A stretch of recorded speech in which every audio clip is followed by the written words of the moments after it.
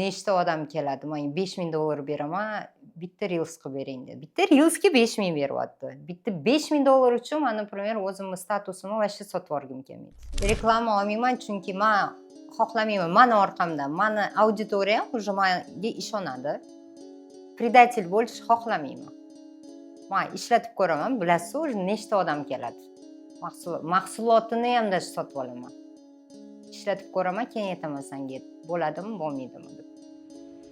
Men, например, reklamasiz ham shundoq patsientlarga aytishim mumkin. Men buni ol, mana senga bo't, men bular ofitsialni olib kiradi. Borib olurgin deyman. Menga kelib, men bu yerdan krem sotadigan kosmetolog emasman. Menda sotishga, например, anaqa emas. Birinchi o'rinda emas, sotish именно. Ko'rsatib beraman, qayerda sotishadi, ofitsialni kim olib kiradi. Chunki bizda bitta yaxshi mahsulot keladi. Orqasidan обязательно подделка Kitay kirib keladi. Chunki odamlarni shunchalik qadrsizlantirishadi ular. Uni olib kelganidan keyin подделка olib kelinadimi, keyin nima bo'ladi?